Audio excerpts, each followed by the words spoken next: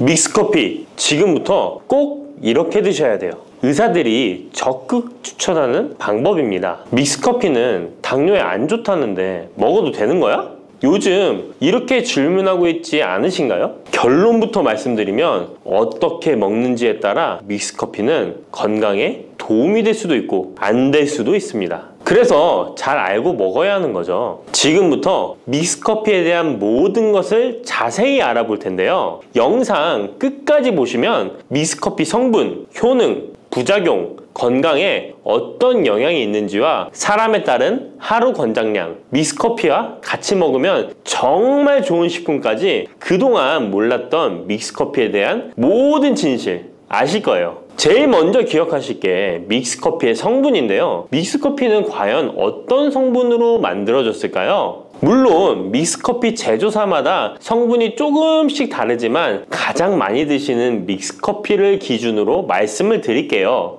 믹스커피 성분 첫 번째는 프림입니다. 프림의 원료는 코코넛의 속살인데요. 코코넛 과육에서 채취한 식물성 지방을 분말로 만들어서 믹스커피의 프림으로 사용하는 것입니다. 근데 이 프림이 지방이니까 몸에 안 좋고 콜레스테롤 수치를 높인다 하는 분들도 있고, 식물성 지방이라서 오히려 몸에 괜찮다 하는 분들도 있는데요. 어떤 게 맞는 걸까요? 정확히 말하자면 프림에 들어있는 지방은 코코넛에 추출한 식물성 지방이 맞긴 하지만 콜레스테롤을 대놓고 올리는 나쁜 포화지방이 맞습니다. 그런데 여기서 기억하셔야 할 것이 있는데요. 프림에 사용되는 주요 성분인 야자유는 중세지방산으로 일반적인 포화지방산과는 조금 다릅니다. 이 중세지방산은 일반적으로 체내에서 빠르게 흡수되어 에너지원으로 전환됩니다. 또한 일반적인 포화지방산과는 다르게 심혈관 건강에 악영향을 미치지 않고 소화에도 도움을 줄 수 있는 지방산이에요. 또한 믹스커피 프림에 들어있는 포화지방산은 그 양이 완전히 적다는 것입니다. 요플레 하나 정도에 들어가 있는 양이라고 할 수 있죠. 요플레는 건강을 위해 드시잖아요. 결국 믹스커피에는 몸에 안 좋은 포화지방산이 들어있지만 소량이라서 콜레스테롤 수치에 영향이 하루 한 잔 정도로는 매우 크게 좌지우지할 수 없다고 할 수 있습니다. 그리고 콜레스테롤에 대한 것도 잘 아셔야 하는데요. 우리가 식사하면서 섭취하는 콜레스테롤은 약 20%를 차지하고 나머지 80% 정도는 필요한 만큼 신체에서 자연적으로 합성됩니다. 그렇기 때문에 단순히 커피 한 잔 정도를 마신다고 해서 콜레스테롤 수치가 급격히 올라가거나 건강에 이상을 끼칠 정도의 영향을 주지는 않는다는 거죠. 믹스커피 성분 두 번째는 설탕입니다. 설탕은 당 성분으로 칼로리가 높아서 당연히 몸에 안 좋은 걸로 알고 계실 거예요. 더군다나 믹스커피에 들어있는 설탕은 정제 과정을 거친 백설탕이라 일반적인 설탕보다 흡수 속도가 어마어마하게 빠릅니다. 즉 믹스커피를 마신 후 만족감을 쉽게 느끼는 것은 그만큼 흡수율이 빠르기 때문인데요. 이 당이 소화 과정을 거치지 않고 곧바로 혈액에 녹아들게 됩니다. 왜 안 좋은지 아시겠죠? 근데 여기서 반전이 있어요. 믹스커피에는 설탕이 5g 정도밖에 안 들어있다는 건데요. 쉽게 설명하자면 우유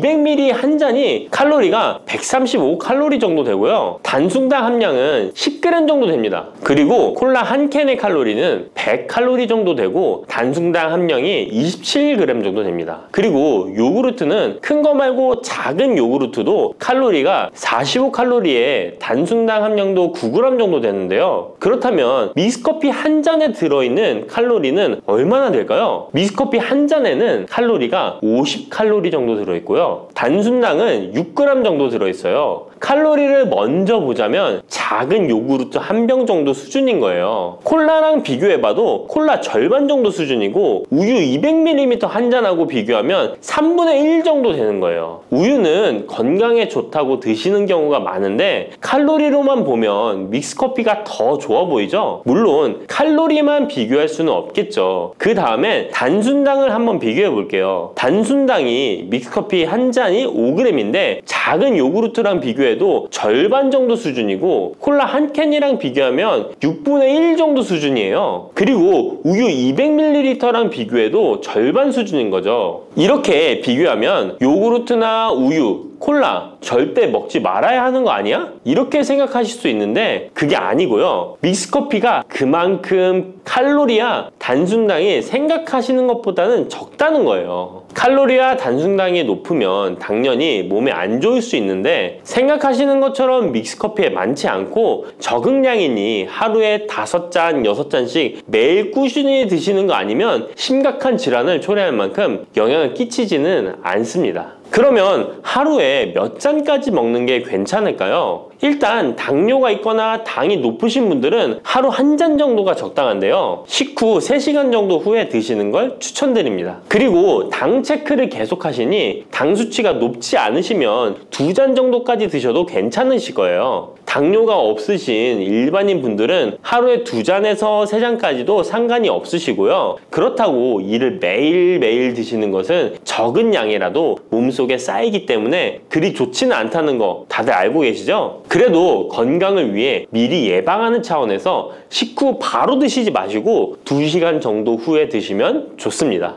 믹스커피의 성분 3번째는 커피에 들어있는 카페인입니다. 카페인에 대해 설명하기 전에 믹스커피도 일반 커피처럼 커피가 들어가 있기 때문에 커피 성분이 주는 효능이나 부작용도 나타날 수 있습니다. 먼저 커피의 효능을 보자면 커피의 효능 첫 번째, 암 예방 효과입니다. 미국 건강 매체 캔서 헬스에 따르면 ITPR3라는 물질은 대장암에서 간 전이에 기여하는 유전자의 발현을 유도해서 도미노 효과를 유발하는 물질인데 특별한 억제제는 아직 없지만 커피를 마시는 사람들에서 카페인이 이 ITPR3에 대한 억제 효과를 보인다는 것을 발표했고 카페인 섭취와 대장암 재발 및 사망률의 관계를 추적한 결과 하루 4잔 이상 커피를 마신 환자들이 전혀 마시지 않은 사람들에 비해 생존율이 현저히 향상된 것으로 규명된 바 있는 연구도 진행했었습니다. 이런 실험을 진행하면서 커피의 카페인에 대한 효능들이 지금까지 다양하게 연구되고 있는데요. 그렇다고 해서 커피를 무조건 많이 드시란 이야기는 아니고 또 믹스커피 자체가 이런 효능이 있다는 말도 아니에요. 커피에 카페인에 대한 몇 가지 실험을 이야기 드린 거고요. 그만큼 카페인에 대한 너무 부정적인 인식을 변화시켜 보시라고 말씀드리는 거예요. 커피의 효능 두 번째는 기억력 회복 효과입니다. 서울대 식품생명공학부 교수님께서 쥐의 인지 능력을 실험했는데요. 쥐를 물에 빠뜨린 뒤 안전한 장소에 도착하는 시간을 측정해 봤더니 평균 10초 정도 걸렸습니다. 그 쥐들에게 기억력을 손상시킬 수 있는 물질들을 투입하고 같은 실험을 했을 때 안전한 장소를 발견하는데 최대 40초가 걸렸습니다. 이 쥐들은 두 그룹으로 나눠 한 그룹은 하루에 3잔의 커피를, 다른 그룹은 6잔의 커피를 주입했습니다. 그 결과 하루 3잔의 커피를 준 쥐들은 20초로 빨라졌습니다. 그런데 하루 6잔을 주입한 쥐들은 거의 정상으로 돌아왔고 평균 10초 정도 걸렸습니다. 이런 결과에 따르면 커피가 기억력 회복에 확실히 도움이 되었다고 할 수 있는 실험도 있다고 간략히 소개해드리는데 참고로 이 실험에서는 일반 카페인 커피와 디카페인 커피 두 종류를 같이 실험했는데 거의 똑같은 효과를 보였습니다. 결론은 커피에 카페인이 없어도 커피에 들어있는 클로로겐산 등 각종 항산화제 성분 덕분에 기억력 회복 효과가 높아졌다는 것입니다. 정말 놀랍지 않나요? 나이가 들어가면 기억력이 안 좋아지고 인지 능력 장애가 오면서 더 나아가서는 치매가 올 수도 있는데 커피의 성분이 이런 질병을 예방할 수 있다니 너무 커피를 부정적인 시각으로 보시지 않아야겠죠? 그렇다고 남용하면 안 되시고 모든 사람에게서 동일한 실험 효과가 나타나는 것이 아니니 자신의 상태를 잘 알고 드셔야겠죠? 다만 카페인에 예민하신 분들은 믹스커피나 일반 카페인 커피를 드시면 잠을 잘 못 주무실 수도 있으니까 디카페인 커피를 추천드립니다. 그리고 역류성 식도염, 위염 같은 위장 질환이 있으신데 커피는 드시고 싶은 분들은 될 수 있으면 디카페인 커피를 드시면 되겠죠? 커피의 효능 세 번째는 혈당 조절 효과입니다. 전 세계적으로 대사증후군을 앓고 있는 사람이 10억 명이 훨씬 넘는다고 하는데요. 이처럼 많은 사람들이 모든 질병의 근원이라고 불리는 대사증후군을 가지고 있습니다. 최근의 연구들은 커피가 대사증후군의 발병 위험을 감소시킨다는 것을 보여주고 대사증후군의 발병 위험률을 감소시킨다는 것을 보여주고 있는데요. 커피에 대한 매우 흥미로운 연구 논문을 소개하겠습니다. 이 연구는 하루에 5잔의 카페인을 마신 사람들과 카페인이 없는 커피를 마신 사람들을 비교했습니다. 카페인 커피를 마시는 사람과 카페인 없는 커피를 마시는 사람은 커피를 마시지 않는 사람에 비해 당 섭취 2시간 후 혈당이 13.1%나 크게 떨어졌습니다. 이 외에도 카페인의 혈당에 관계된 실험들도 많이 존재하는데요. 카페인도 적절한 용량, 그렇다고 음료에 들어가 있는 합성 카페인을 말씀드리는 건 아닙니다. 적절히 섭취하면 큰 부작용 없이 드실 수 있다는 것을 말씀드리는 거예요. 커피 효능, 네 번째는 다이어트 효과입니다. 다이어트라는 사람들이 운동하기 전에 커피를 마시고 나서 운동을 한다면 카페인이 신진대사를 빠르게 함으로써 운동 효과를 증진시키기 때문에 체중 감량에 도움을 줄 수 있습니다. 뿐만 아니라 커피에는 카페인 성분이 포함되어 있는데요. 당연하게도 믹스커피에 포함된 커피에도 카페인이 포함되어 있고요. 이런 카페인은 적절한 용량을 섭취한다면 신체적 피로 해소와 소화기능 개선과 같은 효능을 누릴 수 있습니다. 오전에 커피 한 잔을 마시면 화장실에 가고 싶어지는 것도 커피에 카페인 성분이 장 운동을 활발하게 해주는데 영향을 주기 때문입니다. 카페인 성분이 장 운동을 활발하게 해주는데 영향을 주기 때문입니다. 물론 이뇨작용도 활발히 해줘서 소변도 조금 더 많이 보게 되긴 합니다. 다시 돌아가서 믹스커피에 들어있는 세 번째 성분 카페인에 대해 알아볼게요. 믹스커피에 포함된 카페인 용량은 제품마다 차이가 있을 수 있어요. 하지만 평균적으로 60mg 가량의 카페인이 한 잔 용량의 믹스커피에 포함되어 있는데요. 이는 일반적인 아메리카노 대비 3분의 1 수준에 해당하는 수치입니다. 결과적으로 믹스커피의 카페인은 일반 아메리카노보다도 훨씬 적게 들어있는 거죠. 그렇다면 식약처에서 권고하는 카페인 1일 최대 섭취량은 얼마나 될까요? 일반 성인의 경우 카페인 최대 섭취량은 400mg 정도이고요. 어린이나 청소년은 체중 1kg당 2.5mg 이하, 임산부는 200mg 정도입니다. 그러나 임산부의 경우에는 카페인이 태아에 미치는 영향이 조금이라도 있으니 안 드시는 게 좋겠죠? 콜라 한 캔에 카페인이 보통 35mg 정도 들어있으니 믹스커피가 카페인 함량도 크지 않다는 걸 알 수 있습니다. 여기서 잠깐! 그렇다면 믹스커피와 같이 먹었을 때 효과를 극대화시킬 수 있는 식품이 있을까요? 커피와 같이 먹으면 좋은 음식, 첫 번째는 강황입니다. 노란 빛깔의 강황가루를 넣은 커피를 골든 라떼라고도 부르고 있습니다. 강황이 몸에 좋다는 사실이 알려지면서 이미 미국과 유럽 등 전 세계적으로 엄청난 인기를 끌고 있는 새로운 종류의 커피 중 하나인데요. 강황에 함유된 커큐민 성분에는 강력한 항염 효과를 지니고 있어서 체내의 염증 유발 물질을 억제하며 암세포가 발생하고 증식되는 위험을 낮춰줍니다. 또한 우울증을 완화하는 데도 도움이 되며 기억력을 개선하고 치매를 예방하는 등의 다양한 효능을 가지고 있습니다. 강황 커피는 커피 한 컵에 강황 한 티스푼을 넣어 마시면 좋은데요. 강황 속의 커큐민은 우리 몸에 굉장히 흡수되기 어려운 성질을 가지고 있습니다. 그래서 세계적으로 유명한 원료 기업들은 각 기업마다의 커큐민 흡수율을 높인 특허 원료를 만들어내곤 하는데 간단하게 흡수율을 높일 수 있는 방법이 있습니다. 바로 후추입니다. 미국 텍사스 주립대학에서 실시한 연구 결과 강황의 커큐민은 후추의 페페린과 만나면 흡수율이 2000%까지 높아지는 것으로 나타났습니다. 강황 커피에 후추를 아주 살짝 넣어 드시면 건강 개선 효능을 높일 수 있으며 만약 향이 강하다고 느껴지신다면 우유를 조금만 넣어 드셔도 아주 좋습니다. 믹스커피와 같이 먹으면 좋은 음식 두 번째는 계피입니다. 커피에 계피를 넣으면 아주 향긋한 커피를 즐길 수 있어요. 후추와 정향에 이어 세계 3대 향신료 중 하나인 계피는 이미 수천 년 동안 약재로 사용되어 왔으며 여러 연구를 통해 계피의 다양한 효능이 입증되어 왔습니다.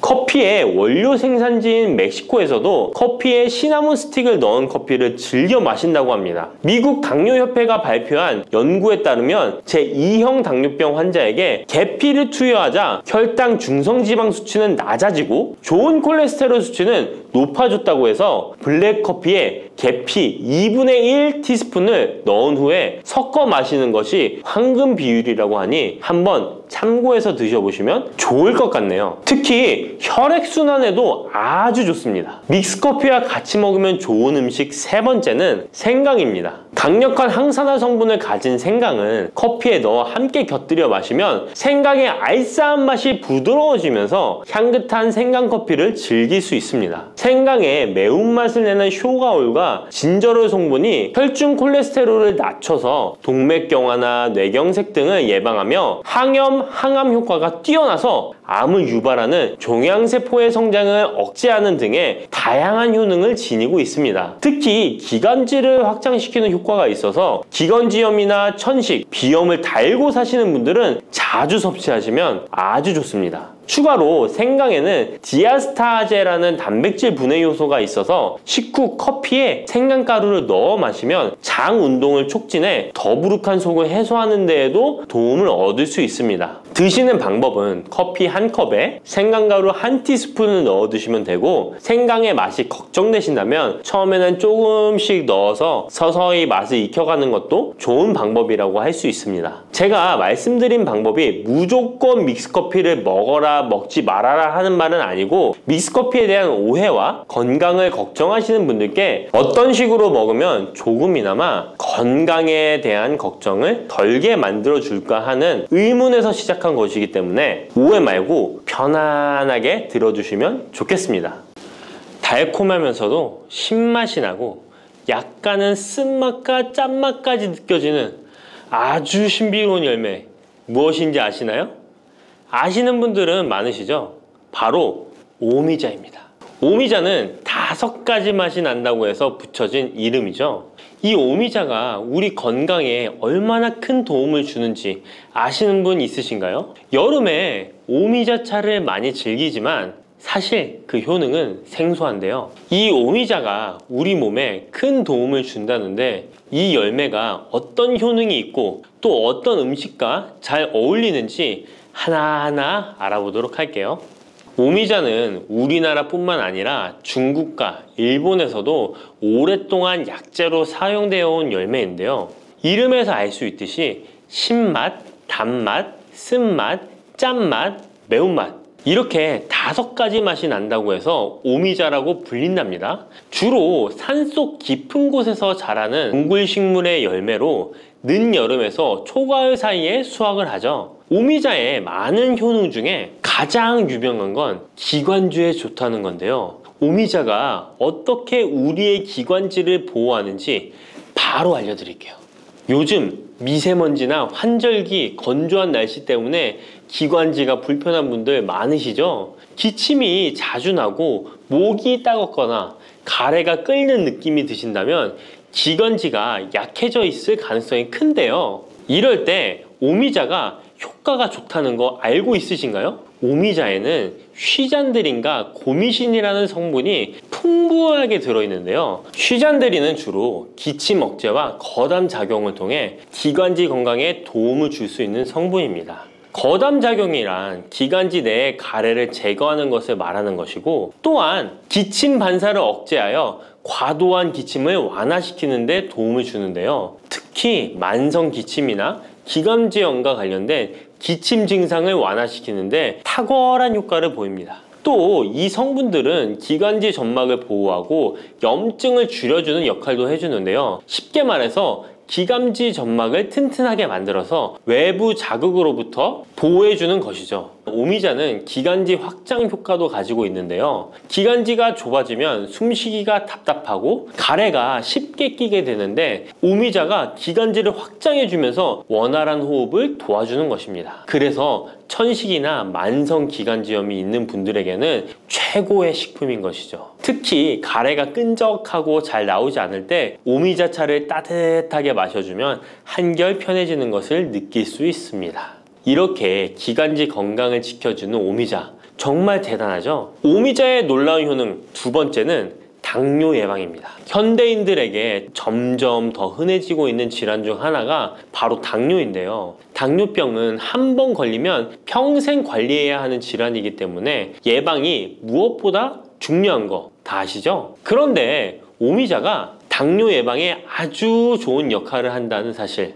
알고 계셨나요? 오미자는 혈당을 조절하는데 도움을 주는 식품인데요. 이는 아까 알려드렸던 오미자에 포함된 시잔드린이라는 성분과 항산화 성분 덕분입니다. 이 성분은 인슐린 저항성을 낮춰주고 혈당을 안정적으로 유지하는 데 도움을 주는데요. 쉽게 말해 혈당이 갑자기 확 오르는 것을 막아준다는 것이죠. 또한 오미자는 췌장의 기능을 강화하는 데도 효과적인데요. 오미자에는 항산화 물질인 폴리페놀이 풍부하게 함유되어 있다는 거 아셨나요? 항산화 물질은 췌장을 포함한 신체 조직을 산화 스트레스로부터 보호하고 췌장의 건강을 유지하는 도움을 주는데요. 췌장은 우리 몸에서 인슐린을 생성하는 중요한 기관인데 오미자가 췌장의 기능을 활성화시켜서 인슐린 분비를 촉진하는데 도움을 주기 때문에 혈당 조절이 어려운 분들에게는 오미자가 특히 도움이 될 수 있겠죠. 뿐만 아니라 오미자에는 체내에서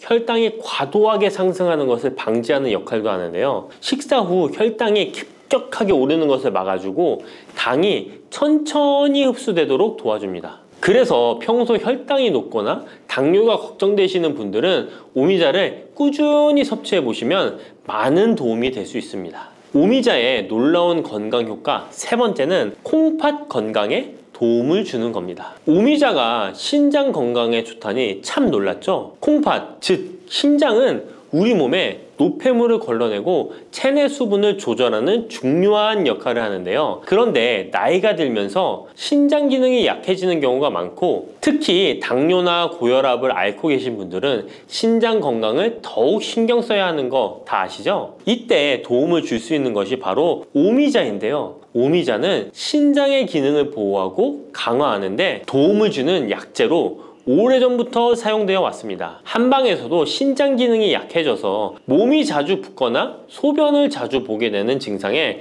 오미자를 처방하곤 하는데요. 오미자는 신장의 혈액순환을 원활하게 하고 신장이 제 기능을 할 수 있도록 도와줍니다. 오미자에는 고미신이라는 성분이 들어있는데요. 오미자의 고미신 A, B, N 성분은 항염 효과가 뛰어나 신장의 염증 반응을 줄이는 데 도움이 됩니다.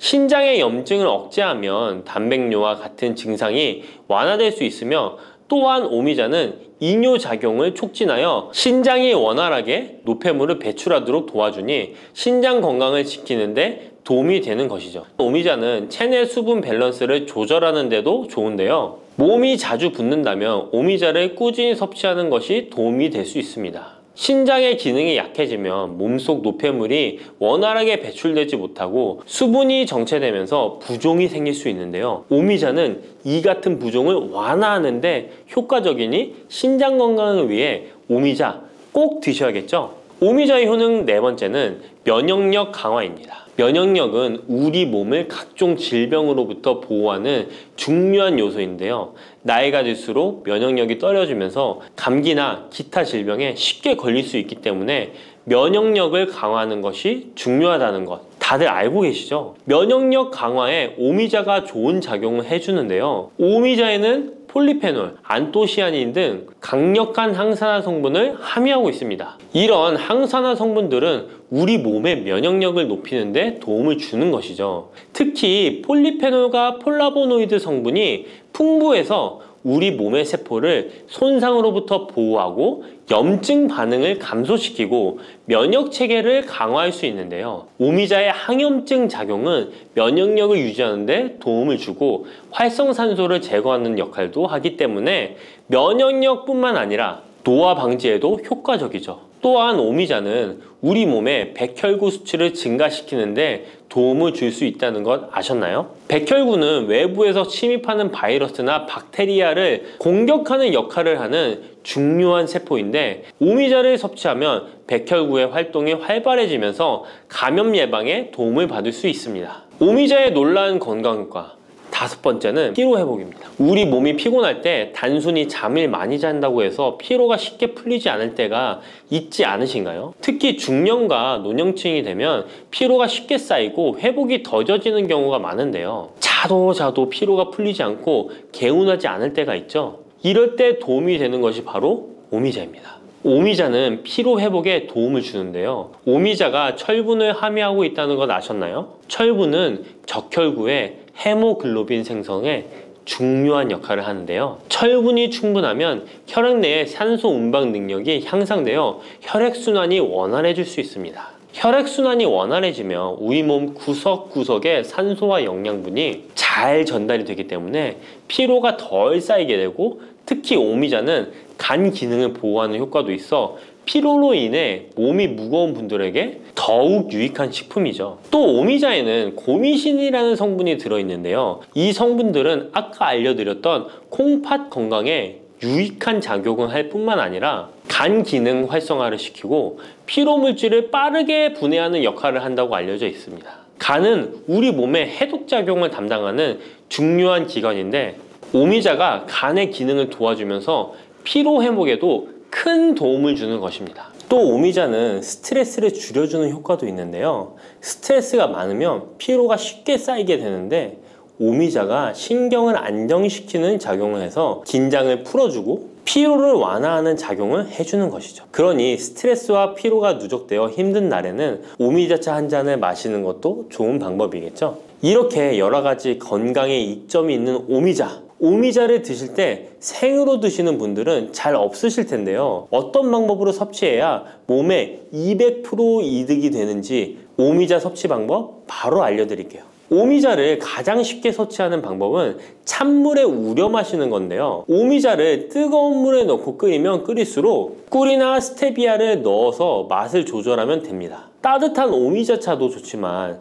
냉침으로 천천히 우려내면 색도 더욱 예쁘고 맛도 깔끔한데요. 여름철에는 시원하게 즐길 수 있어서 더욱 좋은 오미자차, 여름철에는 시원하게 즐길 수 있어서 더욱 좋은 오미자 냉침차 만드는 방법 알려드릴게요. 준비 재료는 간단한데요. 말린 오미자 30g, 물 500ml, 꿀 또는 레몬입니다. 만드는 방법은 말린 오미자는 한번 가볍게 헹궈 불순물을 제거해 준 뒤에 깨끗한 물 500ml에 오미자를 넣고 냉장고에 12시간 이상 우려주는 건데요. 참 쉽죠? 시간이 지나면 붉은 빛을 띠면서 오미자 특유의 새콤달콤한 맛이 우러나오는데요. 원하는 농도에 따라 더 오래 우려내도 좋습니다. 여기에 단맛이 필요하면 꿀을 넣고 상큼한 맛을 더하고 싶다면 레몬을 띄워보세요. 맛이 한층 더 업그레이드 된답니다. 이렇게 만든 오미자 냉침차는 여름철에 얼음을 넣어 마시면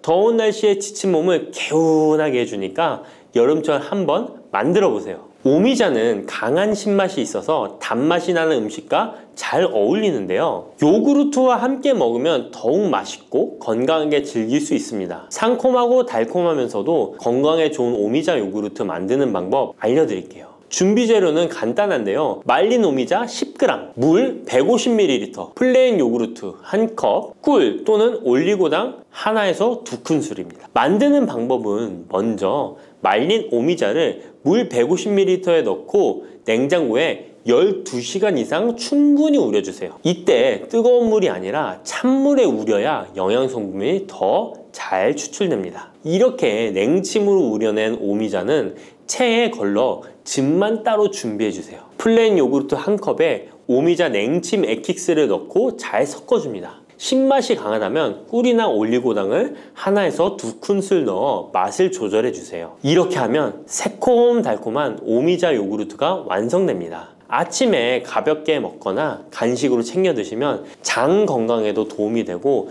피로 회복에도 좋으니 꼭 해 드셔보세요. 세 번째로 소개해 드릴 것은 오미자청인데요.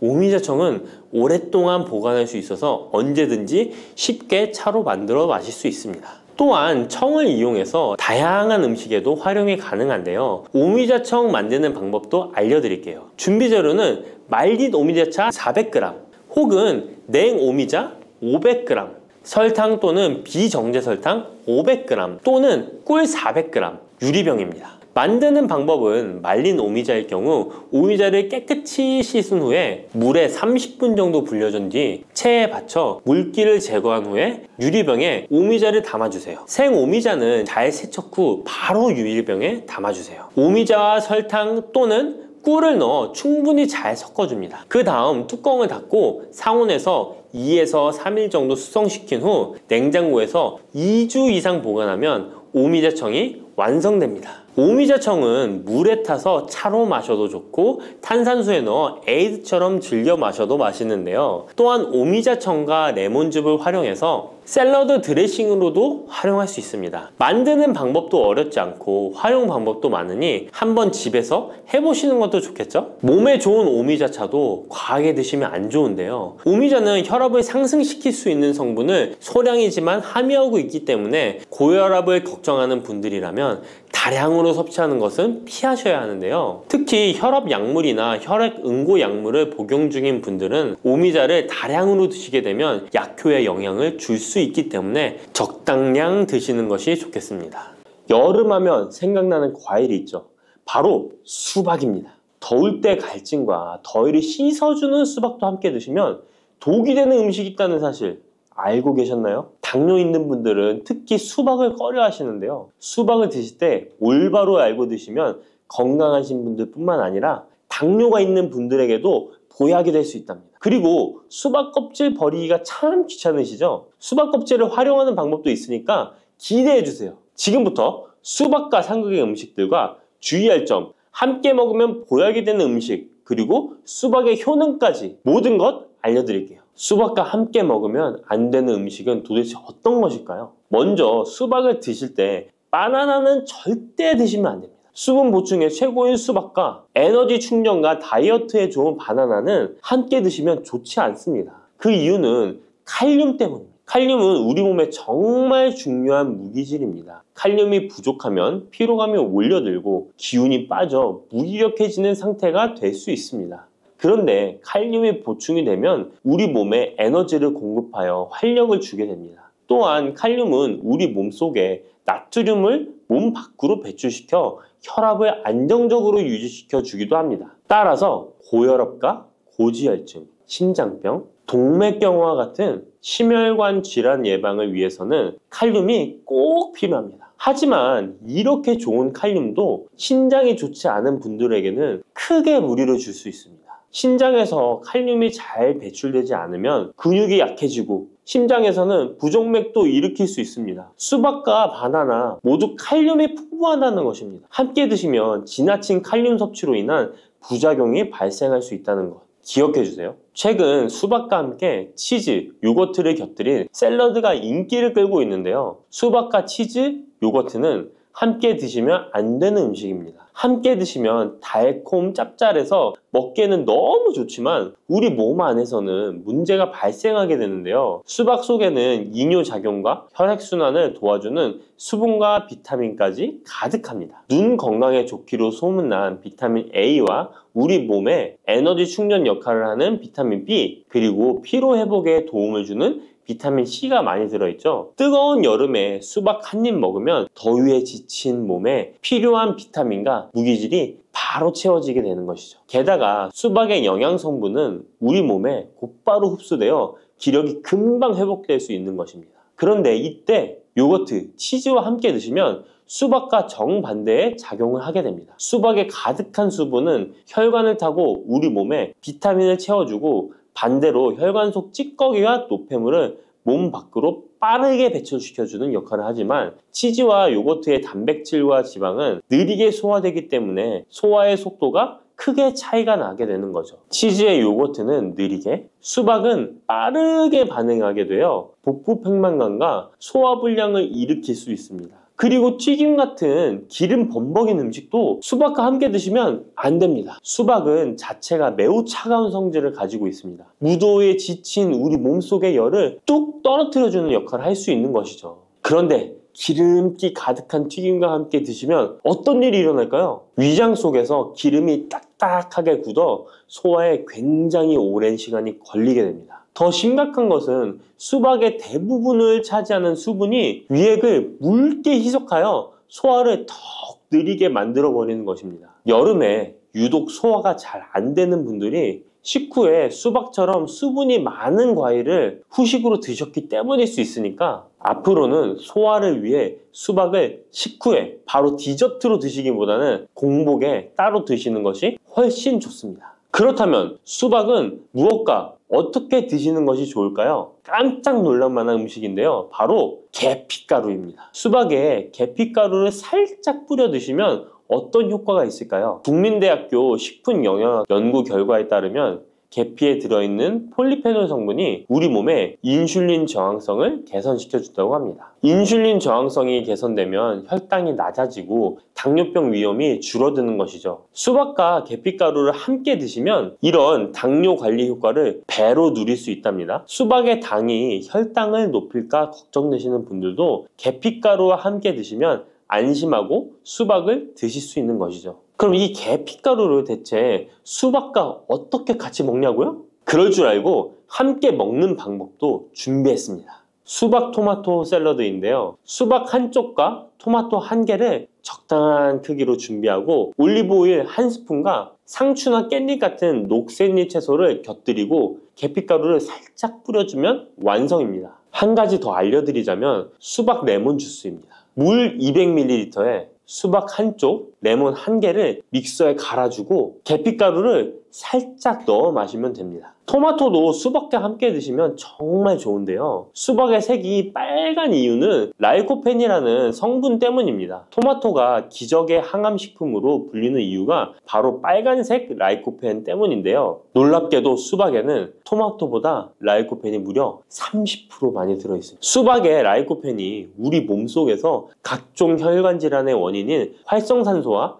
혈전을 싹 제거해줍니다. 또한 세포가 노화되고 산화되는 것을 막아주고 정상세포가 암세포로 변하는 것을 원천 차단해준답니다. 라이코펜이 풍성한 수박과 토마토를 함께 드시면 암을 예방하는 것은 물론이고 암세포를 사멸시키기도 한답니다. 토마토의 유기산과 수박 속의 칼륨이 함께 작용하면서 세포의 활성을 도와주고 혈관을 청소하고 염증까지 싹 제거해 줄 수 있습니다. 실제로 토마토와 수박의 항암 효능은 전립선암과 동맥경화에 매우 효과적입니다. 조금 전 알려드린 대로 수박과 토마토를 함께 샐러드로 드셔도 좋고 갈아서 주스로 드셔도 정말 좋습니다. 수박과 토마토의 라이코펜 성분은 지용성 성분이기 때문에 기름과 함께 드시면 좋은데요. 수박과 토마토를 기름에 살짝 구워 드셔도 되고 올리브유를 드레싱으로 뿌려 드시거나 견과류와 함께 곁들여 드시면 항암 성분의 흡수율이 2배 이상 극대화됩니다. 수박씨 혹시 뱉어버리시나요? 앞으로는 수박씨도 씹어 드시길 바랍니다. 수박씨가 중국에서는 없어서 못 먹는 간식이라는데요. 수박씨는 30%가 단백질로 되어 있습니다. 그 양은 씨앗 중에서도 최고 수준으로 잣과 땅콩, 해바라기 씨보다 월등히 높은 양입니다. 수박씨의 나머지는 어떤 성분일까요? 바로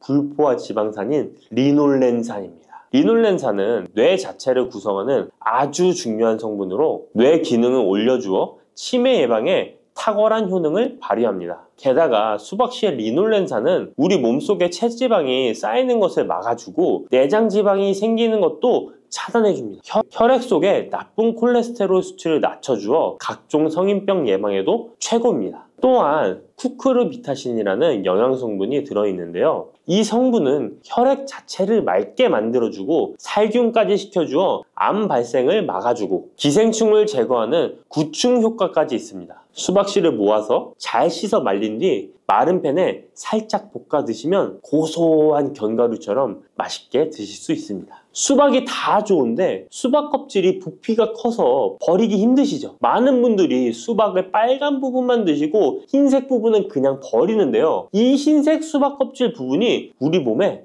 보약이 된답니다. 수박의 흰색 껍질 속에 가득한 시트룰린이라는 성분 때문인데요. 이 성분 때문에 수박 다이어트와 붓기 제거로 좋은 수박차가 많이 알려지고 있습니다. 팔다리가 붓는 부종은 왜 생기는 것일까요? 그 이유는 독소가 잘 배출되지 않아서 그런 현상이 나타나는 것입니다. 우리 몸의 장기가 활동을 하고 나면 노폐물이 생기게 됩니다. 그 노폐물이 제때에 잘 배출되어야 하는데 노폐물이 그냥 배출되는 것이 아니라 시트룰린의 도움을 받아 안전한 형태인 요소로 바뀌어 신장을 통해 배출되어야 합니다. 그런데 이 시트룰린이 수박에 많이 들어있어 붓기 제거, 독소 배출의 효능이 탁월한 것입니다. 또한 시트룰린은 동맥 혈관 자체를 넓게 만들어주어 혈관이 넓어진 만큼 혈액순환도 더 원활해지고 온몸 구석구석에 산소 공급도 원활히 되는 것입니다. 근데 이 시트룰린이 수박의 빨간 과육보다 흰 껍질에 2배나 많이 들어있습니다. 그렇다면 수박 껍질을 그냥 버리면 안 되겠죠. 그러면 수박 껍질은 어떻게 먹을 수 있을까요? 간단한 방법은 깍두기를 만들어 드시면 되는데요. 수박 껍질을 적당한 크기로 썰어서 소금에 절인 후 매실청이나 식초를 넣고 숙성시키면 맛있는 수박 껍질 깍두기가 됩니다. 또 다른 방법은 수박 껍질 피클인데 적당한 크기로 얇게 썰어서 피클을 만들어 냉장 보관하면 깔끔한 맛과 아삭한 식감이 일품입니다. 또 여름이면 햇빛에 피부가 많이 그을리잖아요. 그때 수박 껍질을 사용하면 되는데요. 수박 껍질에 비타민이 특히 많아서 얇게 썰거나 갈아서 얼굴팩을 해주면 여름철 자외선에 지친 피부와 주름을 탱탱하게 펴주고 수분까지 보충해줍니다. 특히 피부 트러블과 염증의 진정 효과가 훌륭하니까 꼭 한번 해보시길 바랍니다. 수박에는 먼저 말씀드린 효능들 외에도 생각지도 못한 놀라운 효능이 많이 있습니다. 노화 방지에 좋은데요. 수박에는 라이코펜, 베타카로틴, 비타민 등 항산화 성분이 풍부하게 함유되어 있어서 노화의 원인인 활성산소 제거에 도움을 주기 때문에 노화 방지, 탄력 있는 피부 유지에 도움이 됩니다. 또한 수박에는 비타민 C가 풍부하기 때문에 피부 미백과 피부 미용에 좋으며 수박에 들어있는 수분은 피부 보습 효과와 자극받는 피부를 진정시키는 효과가 있습니다. 그리고 수박은 피로 회복에도 좋은데요. 수박에는 몸속에서 흡수가 잘 되는 포도당과 과당이 풍부하게 함유되어 있어 피로를 빠르게 회복시켜주고 아르기닌도 풍부하기 때문에 더위로 인한 피로 해소와 숙취 해소에도 도움이 됩니다. 또한 비타민 복합체 중 하나인 콜린 성분도 풍부하기 때문에 뇌 기능을 원활하게 만들어 편안한 잠을 잘 수 있도록 도와주기도 합니다. 면역력도 강화해 주는데요. 수박에 라이코펜 성분이 면역 체계를 교란하는 활성산소를 제거해 주어 감기, 감 등 호흡기 질환 예방에도 효과적입니다. 이 밖에도 수박은 칼로리가 낮고 수분과 식이섬유가 풍부해서 포만감을 높여주어 다이어트에도 좋으며 지방 분해 및 근육을 강화시키는 데도 탁월합니다. 특히 근육통 완화에도 효과적인데요. 수박에 들어있는 칼륨과 시트룰린 성분은 근육을 이완시키는 작용을 하기 때문에 고강도 운동이나 과로로 인한 근육 통증을 완화하는 데 도움을 줄 수 있습니다. 농업식품화학지식저널에 따르면 수박 주스를 하루에 약 473ml 마신 선수들은 근육통이 덜 발생하고 심장막동수도 낮은 것으로 확인되었다고 발표하기도 했습니다. 물렁한 복숭아 좋아하세요? 아니면 딱딱한 복숭아 좋아하세요? 사람들마다 본인이 좋아하는 복숭아의 종류가 따로 있죠? 백도, 황도, 천도, 요즘엔 신비 복숭아라는 것도 인기가 참 많은 것 같습니다. 냉장고에 뒀다 먹으면 달콤하고 부드럽고 향긋한 복숭아는 참 맛이 좋은데요. 여름철 대표 과일 중 하나인 복숭아도 함께 먹으면 의사들도 놀랄 만큼 몸에 좋은 음식도 있고 또 복숭아도 잘못 드시면 우리 몸에 독이 될 수도 있습니다. 달콤한 과일인 복숭아는 당뇨 있는 분들이 꺼려하는 과일 중에 하나이기도 하는데요. 이 복숭아도 올바로 알고 드시면 당뇨가 있는 분들에게도 보약이 될 수 있습니다. 지금부터 복숭아와 함께 먹으면 보약이 되는 음식, 그리고 복숭아 드실 때 주의할 점과 복숭아의 효능까지 모든 것 알려드릴게요. 여름 과일의 여왕이라는 별명을 가진 복숭아는 더운 날씨에 다양한 영양소와 수분이 많아서 피로 해소와 식욕 증진에 도움을 줄 수 있습니다. 특히 복숭아에는 우리 몸에 흡수가 빠른 각종 당류와 수분, 비타민, 구연산 무기질 등이 풍부하게 함유되어 있어 더위에 지친 몸에 활력을 불어넣어주며 수용성 식이섬유인 펙틴과 폴리페놀의 함량도 높아서 혈관 건강에도 좋은데요. 펙틴은 혈중 콜레스테롤 수치를 낮추는 데 도움을 주기 때문에 각종 심혈관 질환 예방에 도움이 됩니다. 또한 복숭아에 함유된 칼륨 성분은 나트륨 배출을 촉진하고 혈압을 낮추는 데 도움을 주기 때문에 고혈압, 동맥경화 등을 예방하는 데 도움이 됩니다. 풍부한 식이섬유는 장 건강에 좋은 역할을 주는데요. 소화를 촉진하고 배변의 양을 늘려 규칙적인 배변 활동에 도움을 주기 때문에 변비뿐만 아니라 장 건강 증진에도 도움이 됩니다. 특히 수용성 식이섬유는 장내 유익항균의 먹이가 되어 장내 환경을 개선하는 데 도움을 주어 장 건강과 면역력 증진에도 놀라운 효능을 발휘합니다. 또한 수용성 식이섬유는 위염, 위궤양을 예방하기도 합니다. 복숭아의 달콤함 때문에 당뇨가 있는 분들은 복숭아 먹기가 꺼려지시잖아요. 이제부터는 걱정 말고 드실 수 있을 거예요. 우선 복숭아는 달콤한 맛에 비해 혈당 지수와 혈당 부하 지수가 낮다는 사실 모르셨죠? 복숭아의 혈당 지수는 30에서 50 정도로 낮은 편입니다. 그리고 복숭아 100g, 복숭아 반쪽 정도를 먹었을 때 혈당 부하 지수는 3에서 5 정도로 낮답니다. 그렇기 때문에 당뇨가 있는 분들도 단단한 복숭아를 적당량 먹는다면 혈당에 큰 부담을 주지 않습니다. 게다가 복숭아는 다양한 항산화 성분이 풍부해서 당뇨 관리와 합병증 예방에도 도움이 됩니다. 특히 폴리페놀 성분은 인슐린 저항성을 개선하고 혈당 조절에 도움을 줍니다. 복숭아의 당뇨에 대한 효과는 연구 결과로도 입증되었는데요. 대한영양사협회에서 발표한 연구에 따르면 제2형 당뇨병 환자들이 12주 동안 하루에 200g 복숭아를 섭취했을 때 공복혈당과 당화혈색소 수치가 감소했다고 밝히고 있습니다. 이 연구 결과는 복숭아가 당뇨 관리에 실질적인 도움이 된다는 걸 보여주고 있습니다.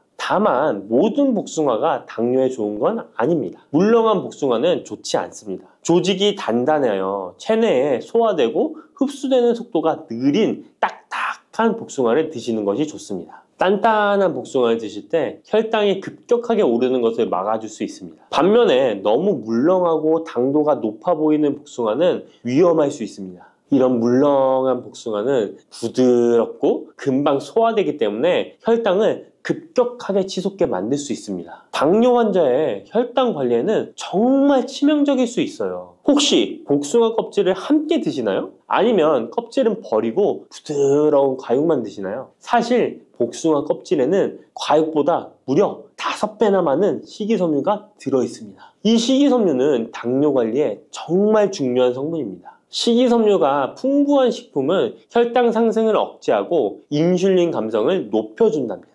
그래서 당뇨가 있는 분들은 복숭아를 껍질째 드시는 것이 좋습니다. 복숭아 껍질의 효과는 이미 여러 연구를 통해 입증되었는데 한국식품연구원에서 발표한 연구 결과에 따르면 복숭아 껍질 추출물이 혈당을 내려주고 인슐린 저항성 개선에 효과가 있다고 보고하기도 했습니다. 껍질에 풍부한 폴리페놀과 식이섬유가 이런 효과를 나타낸 것입니다. 복숭아는 당뇨뿐만 아니라 항암 효과도 있는데요. 복숭아에는 폴리페놀, 카로티노이드 등 항산화 성분이 풍부하게 들어있어 바람의 원인인 활성산소를 제거해주기 때문입니다. 이런 효능으로 각종 암 예방에 도움이 됩니다. 또한 복숭아에 함유된 클로로겐산과 네오클로로겐산은 정상세포에는 영향 없이 유방암세포의 성장을 억제하는 효과가 있으며 미국 워싱턴 주립대학교 연구팀에 따르면 생쥐를 대상으로 한 실험에서 복숭아 속에 화합물질이 유방암 세포의 성장과 확산을 억제하는 효능이 있는 것으로 나타났다고 합니다. 복숭아를 먹으면 안색이 좋아지고 피부 미용에도 좋아 미인이 된다는 말이 있는데요. 실제로 농촌진흥청에서 실험한 결과에 따르면 복숭아 추출물이 멜라닌 색소의 형성을 막는 데 도움을 주기 때문에 피부 미백에 효능이 있다고 보고되었습니다. 또한 복숭아에는 폴리페놀, 베타카로틴, 비타민 등이 풍부하게 함유되어 있어 노화의 원인인 활성산소를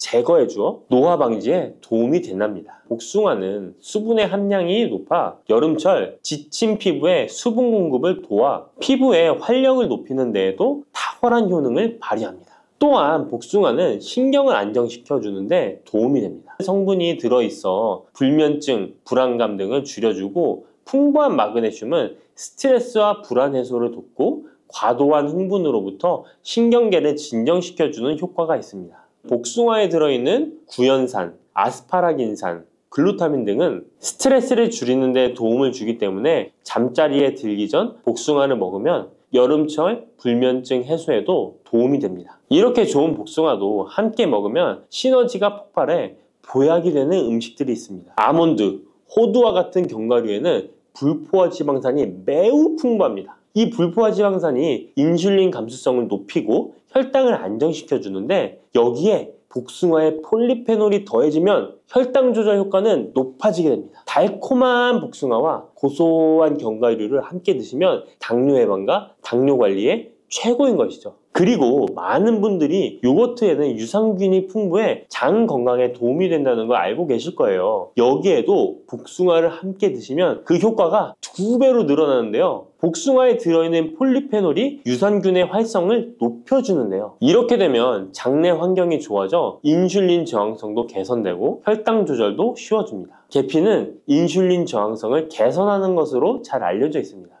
매일 계피가루를 조금씩 섭취하는 것만으로도 당뇨 관리에 도움이 되는데요. 계피와 복숭아를 함께 드시면 시너지를 내서 혈당을 안정시켜 줄 수 있습니다.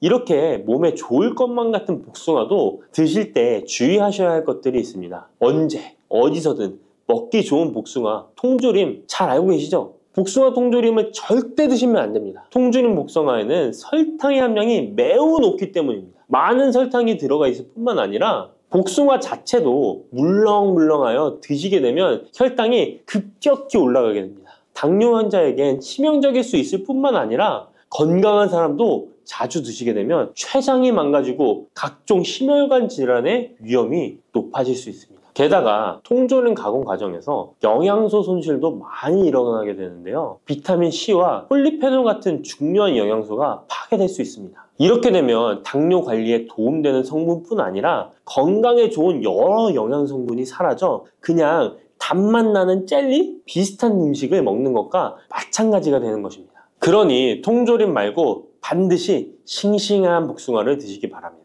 또한 복숭아에도 부작용이 있는데요. 복숭아 알러지 많이 들어보셨죠? 복숭아 알러지가 있거나 복숭아를 먹었을 때 두드러기, 호흡곤란, 설사, 발작 등의 증상이 발생한다면 복숭아는 피하는 것이 좋습니다. 또한 복숭아는 식이섬유의 함량이 높아서 과도하게 많이 먹게 되면 설사, 복통 등의 부작용이 발생할 수 있으니 과다 섭취는 피하시기 바랍니다.